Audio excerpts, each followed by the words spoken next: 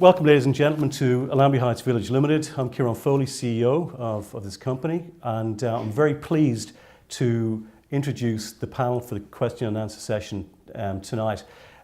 Part A was about our lecture on dementia, which was a wonderful event, and that will be available on our website. Part B is where we have a question and answer session, and we'll be opening this to the audience, and I'll have a few questions during the course of the evening. To my right, let me introduce Dr. Themi Garagunis. Dr. Themi Garagunis is a proud Australian, and as we've also heard, a very proud Greek in origin. Themi works to our residential aged care facility as a GP, but also visits many residential aged care facilities and other centres on the northern beaches of Sydney. He's also an author, having written 2 books, primarily focusing on younger people, and he's also a motivational speaker. Beside Themi is Jim Murray. Jim is our facility manager at Allambie Heights Village Residential Aged Care Facility. Jim is a proud Liverpool man from the United Kingdom, as he lets me know every single day. Jim has a background in retail management and then became involved in nursing, which has been his career over the last 12 years. He has been not just a community nurse in the UK, he's also been a facility manager focusing here in Australia and here in Sydney on working with people with very high levels of dementia. It's a pleasure to be working with Jim. Let's give a warm welcome to Themi and Jim.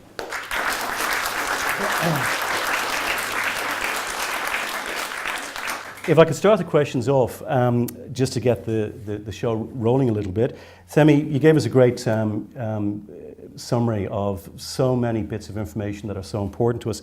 And I think that often what happens is that we often wonder when we're thinking about, does this person have dementia as a relative or as a son and daughter? I'd like to ask the question, how important is it that we understand the signs of dementia? And what should we be looking out for? The early signs are very subtle. It may just be forgetting phone numbers, it may be just forgetting names of their children. And we're not talking about under stressful situations, it's just repetitive. And this is the time to go and see the doctor.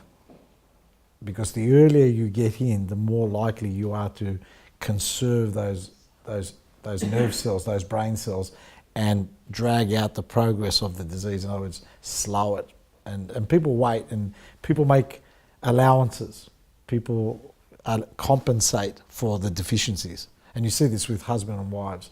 They just, a bit doddering, it's old age, And then suddenly it becomes, we've left the saucepan on the stove. We've left the hot water running. Or, we've burnt the house down. Or we're searching for you in another suburb because you don't know how to get home from the supermarket. And so to me, you don't wait that long. When you see these little memory lapses, go get tested. Go to the doctor, get some advice early, because that's where most of the things that will prolong, the progression of the disease will make the biggest difference. People keep waiting and waiting, and suddenly they got mild to moderate, and everyone looks and says, well, there's not much we can do now because there's not enough tissue there for us to stimulate with what we have to be able to get cerebration, cognition back. And what happens is you put people on these medications and you don't see a difference. You don't see an improvement. And anyone says, oh, the medication has failed. It's no good. Well, it's got nothing to work on. It's got no healthy tissue, healthy synapses there to work on, to stimulate the production of more acetylcholine, the neurotransmitter that's involved in memory. So I think if you're starting to notice these things, don't compensate for them. Say, maybe we should get some help. Maybe we should go out there and get some advice, and not be fearful that you're going to get this diagnosis of dementia. Okay, I know there's people in the audience wanting to come in. I might throw the microphone to Jim, and maybe if we give the microphone a little bit closer, that would be good. I was aware that something that Themi was saying earlier on was that it takes 3 years for symptoms, or symptoms might be showing for 3 years before diagnosis. And Jim, I know you've worked in the community, and certainly as a community nurse in the United Kingdom.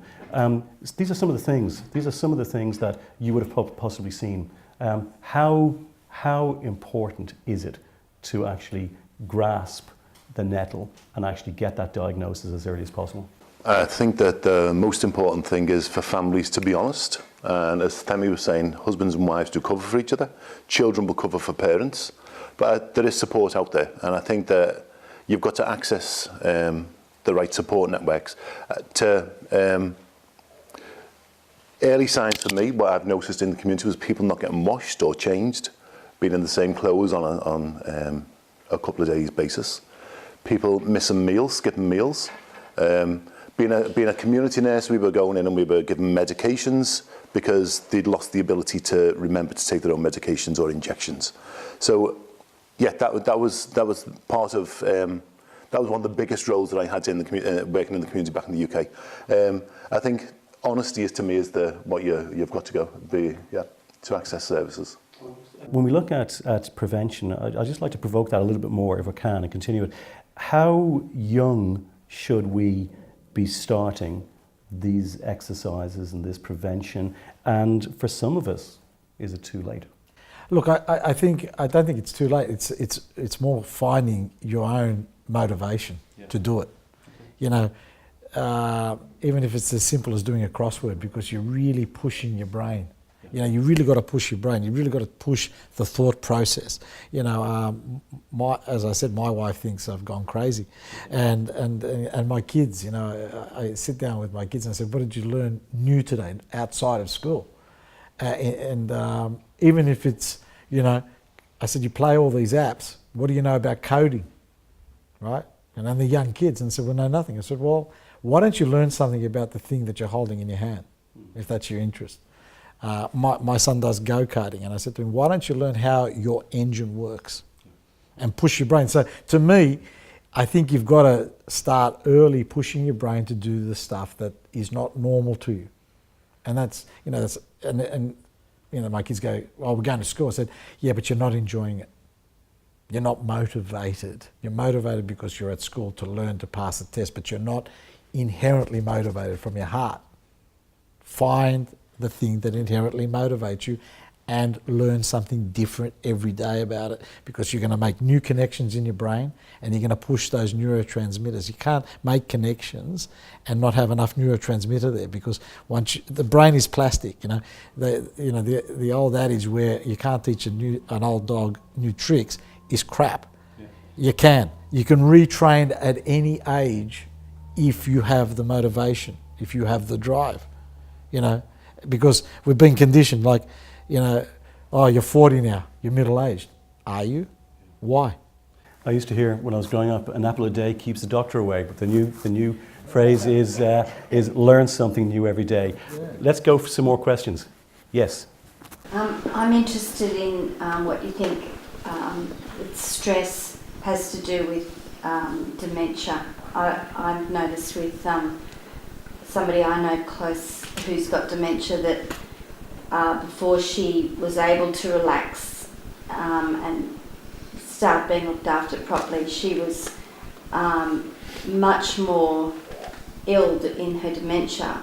As soon as the stress went away and she was able to relax, she was much more, she stabilised and then was able to learn new things and all sorts of stuff, and I'm just interested. Yeah, look, there is pathophysiology behind it. When you're stressed, you produce cortisol, and cortisol is basically what's called a glucocorticoid, a steroid. That steroid immunosuppresses you, and what they're finding is that the amyloid, the plaques that are forming, are as a result of the immune system not working and not getting rid of the inflammatory responses in our brains. So the higher cortisol level, the more immunosuppressed that you become. So if you're constantly stressed, your levels of cortisol are high, which means your immune response, your reparative response, is low. And what happens is when you decrease that cortisol, your own immune system and your anti-inflammatory responses are much better. And you'll find that you get less flood of ideas, plus the adrenaline is down, so you're also getting much more blood flow to the brain. I want to find out how that further years to 360-degree somersault. So that's the next job for us to do. Amazing. Let me just, as you're getting ready for the next question, let me just throw a question over to Jim, and it's about, Jim, your experience and the experience of your staff in relation to building design. Okay, we need to get buildings right, I think. I think that's what we've seen. What are the practical, the operational experiences that you have about what we should be doing to make our environments better for people with dementia? Yeah, I think we need to keep take it away from a hospital or a ward setting and make it street-like, so people can go into shops. And there's a fantastic study or a village currently in the Netherlands. I'm not sure whereabouts it is, where it's a village and the staff work in the village. So people go to the shop and they'll buy their own bread and milk, and these are people living with really advanced dementia, but they're operating normally as you and I would. And I hate to say the word normal when I'm talking about people with dementia, because it is normal. It's their normal. But so I think that with our new design going forward, we are looking at that. We're looking at trying to make it much more user-friendly and not as frightening. And we're looking at shop fronts for there's a lot of innovation going on out there, so we are looking at it. And simple practical things, I mean, colours. We talked about food and taste, and I suggested that. So your experiences of, do people with dementia, are they able to eat correctly? Are they able to recognise? Tell us your experiences about that. Plates and cutlery make a massive difference. Toilet seats, I'm talking not eating, but just for directional, for red toilet seats, or some that's really marked as opposed to a white toilet seat, because people won't see it. So if it's something eaten off a red plate or an orange plate, stimulates the appetite, so people can see the food that's actually on the plate. So I've worked along people with sight problems with that as well, with the dementia, so that helps as well with the nutritional intake. Okay, I know there's some more hands going up, so yes, Robert here.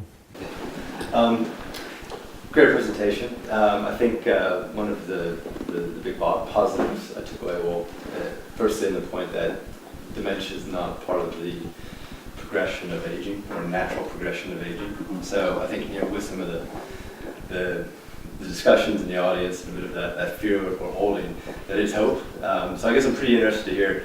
Australia's made a lot of advancements in medical research with HPV and so forth, and where are we with the dementia progression or managing that through medical research?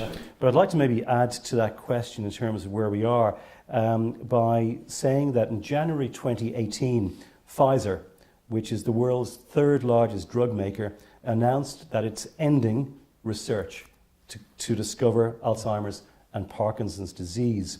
With no new drug for dementia in the past 15 years, and with someone in the world developing dementia every 3 seconds, there's never been a more important time for such life-saving research. So we're looking for hope, but we've got the third biggest drug maker in the world who's decided to no longer be involved. Femi, a big one. I'm going to ask you to try and keep that tight, because I want to get some more questions in, but big question. How can you answer that one? Well, look, the money's all... Sorry. The big economy is always in the medications, and their problem is they don't see a cure in sight, which means they don't see how they can make money from it. And 5-phase trials cost $500 million, and the patents usually only get about 5 years to run by the time they get to the marketplace. So they're basically looking just on economy, and the thing is, we've got to go beyond that. And I think if we really look at the research, we're going to find that eventually, from what I've gauged, there will be a vaccine against this thing, because it's an immune response. The brain is basically being attacked by amyloid, is an inflammatory response to a trigger.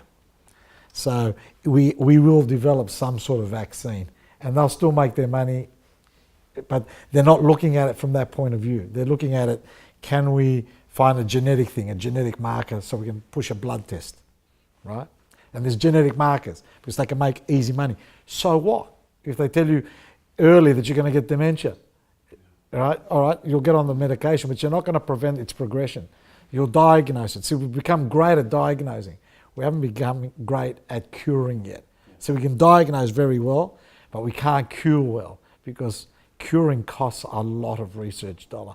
I think maybe, Jim, I'm going to direct this one at you if I could. It's a practical one, and I know there's more questions coming forward. There's often associated with people with dementia this dilemma, this argument, this discussion about liberty versus risks of wandering.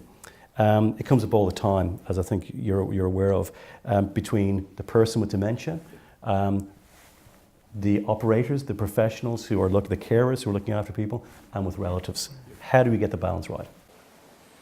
Oh, it is difficult because I wouldn't deprive anybody of the liberty to go for a walk. Somebody who's a major risk of falling or getting lost, and we have to risk assess every person. We can't just blanket say nobody goes out. Somebody who's got that desire to get up and walk and go and experience the outside, go with a member of staff. Go with a member of staff. Kieran's saying about people going for a walk, wandering outside with dementia. How do we manage the risk? We have to risk assess every person individually. If somebody wants to go for a walk and they're at risk of getting lost, they should be under escort with a member of staff or with a family member or a carer. I've got a few residents who like to go for a walk. Do I have nightmares? Yes, sometimes I do have nightmares about it, but it's an agreement with the family, with the team that I work with, and we'll put strategies in place just to monitor them so that we know that they are safe. We'll write down what colour they're wearing.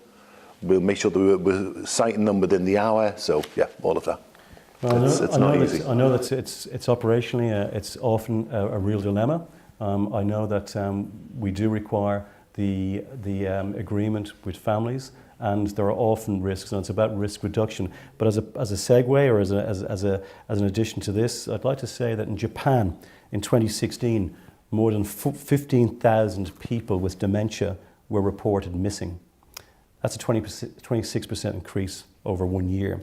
Dementia sufferers in Japan will grow from 4.6 million to 7 million people in 2025, and 1 in 5 people aged 65 years and over have dementia, or are expected to have dementia. Now, the issue that they speak about there in that piece of research is the issues when people are having onset dementia in driving. And before diagnosis is made, the numbers of accidents that happen. So really what this is about today and forward from today is how important the whole aspect of awareness is. I know there's some more questions coming in. Just let me see a show of hands. Yes, Ian. Is it considered by anybody on the panel that electronic tracking of people with dementia is inhumane? Yeah, I've used it. In the last place that I used to work, we had people who were younger men. They were 2 younger men, early 60s, and quite fit. And they had that desire to get up and go walking. So, in agreement with the families, we purchased electronic watches. They look like watches because they were resistant to taking anything else, and we could track them where they were. So if they went out of the facility, which was quite a large, or out of the site, which is quite a large site, it sends an alert to me and to the family. I know that certainly I had this debate 25 years ago when I was practicing in the Republic of Ireland. There were the days when we thought all the negative things, and maybe along the lines of this is not correct. 25 years later, the choice that I would make between a loved one going missing and possibly dying and having a wristwatch, or all those wonderful those wonderful information technology, IT devices we now have, which says to me right now, I would sooner have my loved one found within a matter of minutes. I think as we draw to a close, I'd like to ask a really important question. I touched on it, Themi touched on it, and it's to do with workforce and training. I might ask you, Jim, to maybe cover this one. So in terms of in care and accommodation environments, staff, health and allied health professionals are our greatest assets. How are we going to keep staff, as they grow older themselves, in the industry and continuing to work in the industry? And how are we going to invite younger people to join this great industry? Just a short question. How would we do that? I think we've got to empower the team so that the team don't feel as though they're being... So they're included in the team. And I feel as though there's a great team spirit here. I'm not selling Allambie, but we've got a really good team spirit, and it's an open door policy. So if the staff have got a problem, we come in and we discuss it, and it's, yeah, there's no right or wrong. We'll get through it. Encouraging younger people through. Yeah, I think we spoke about maybe cadets or student nurses, cadet nurses. I'd like to see cadet nurses come through. So young people from 17 up coming through and working through like an apprenticeship, working within the industry. Because I do believe to work in aged care, you've got to have a passion. It's not just, it's a dead end. You've got to really want to do it. And I think we can nurture people that way from young age. Yeah, I'd say that'd be it. I'd like to leave us on a slightly provocative note, if I could. The current funding of residential aged care facilities in Australia is, to some extent, based on failure. We are rewarded, as a residential aged care facilities, we are rewarded as a person deteriorates. I have seen many examples in Allambie Heights Village Residential Aged Care Facility and many other places where when we actually work with people and we improve their health, our funding is cut. Now, what if we were as a society to turn that on its head, and the contract with providers between the individual, their family and loved ones, and us as a provider is that if we make them better, if we actually prolong their life, that we get suitably rewarded. I don't believe that the vision for that is yet available in our governments, but I do think that from today onwards, you, your loved ones, and spread the news, you should, is where we can begin to provoke that change that I think can happen. Let's look after people as they deteriorate, but let's reward those workers and those organisations that prolong life, irrespective of whether the person has dementia or is just getting older, and that's where success should be measured as well. Ladies and gentlemen, I want to thank, first and foremost, I want to thank our producers tonight, Wolfgang Müller and Thorsten Jusses, for such a great evening. I want to thank in particular our guests, our speaker, Dr. Themi Garagunis, and also Jim Murray, our facility manager. Let's show our appreciation. Thank you so much.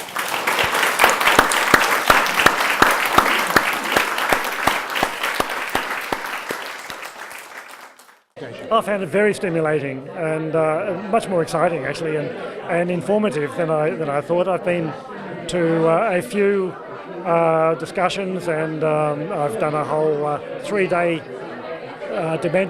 design for dementia workshop down in Melbourne, and I'm learning new things all the time. And I was excited to see the doctor talk about relationship between food and what we eat and drink to the well-being and the well-being of the brain.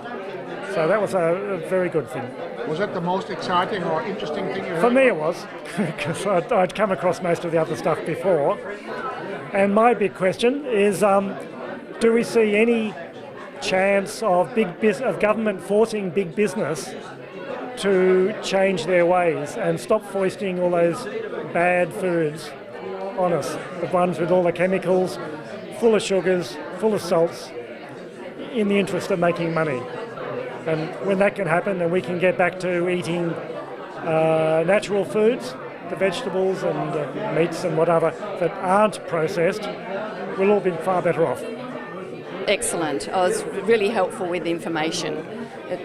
My mother has dementia, and I was sort of wondering what sort of things I should be doing. And this, the one that really struck home was to try and keep stimulating the mind. So I think we'll probably look at doing something along those lines at home. Yes, very good. Very encouraging in terms of understanding what dementia is about, the various different types, and also, of course, what we can do to avoid it. It was very informative, and the presentation itself was quite a medical perspective on dementia, but there was also some good hints on how we could keep our brains healthy. I think a lot more information needs to be out there in the community about dementia. But from our perspective, it was a good place to start.